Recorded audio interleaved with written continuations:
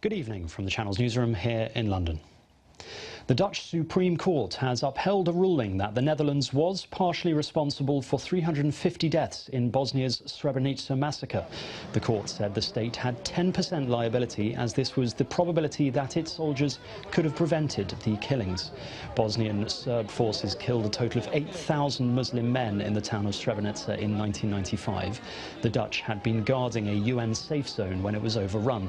The Dutch case could set an international legal precedent for states' liability when they contribute troops to peacekeeping operations.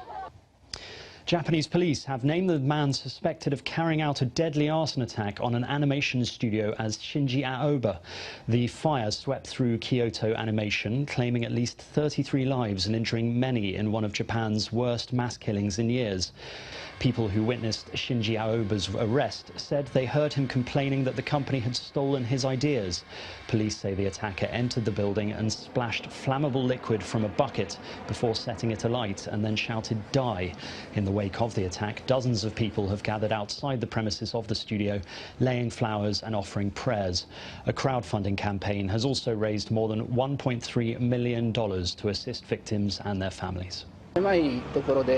With regards to this incident, it is something we have never seen before and is unforgivable.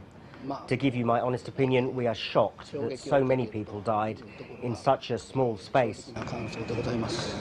A French court will rule whether shipbuilders or a safety agency bear any responsibility for the sinking of the MS Estonia in 1994, one of the worst peacetime maritime disasters in history, which cost 852 lives. The ferry sank in rough seas on a crossing from Tallinn in Estonia to Stockholm in Sweden in the early hours of September the 28th in 1994. Only 138 people survived. More than 1,000 people, both families of the victims and survivors, are claimants in the civil case against French certification agency Bureau Veritas and the German shipbuilding firm Meyer Werft.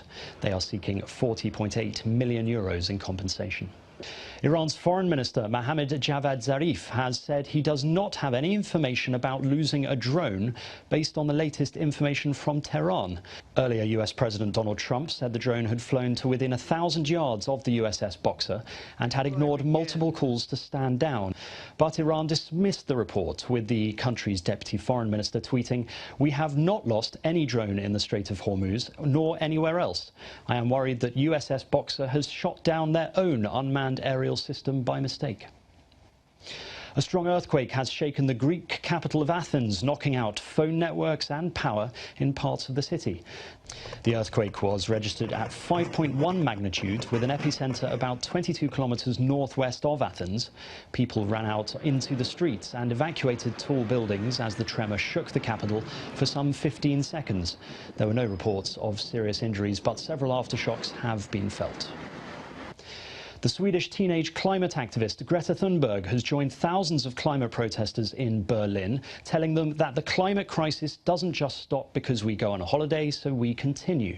Some 2,000 people, mostly young protesters, gathered in Berlin for one of their regular Fridays for Future protests, calling for action on the climate crisis. In term time, young people had been skipping school to attend the demonstrations.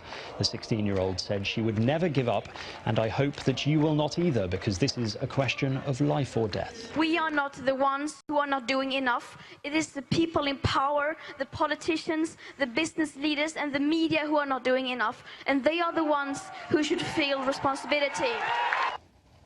And finally, while music fans might go to Glastonbury and movie fans to Cannes, the festival of choice for self-proclaimed geeks and nerds is San Diego ComicCon.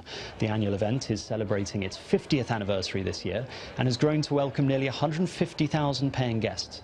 There has also been the growing popularity of cosplay, where fans dress up as their favorite cult character or even branch out to something original. Fans were also treated to a surprise appearance from Tom Cruise. He was there to introduce the first trailer for the long-awaited sequel to his military action movie, Top Gun: Maverick. And that's your international news around the world in 5.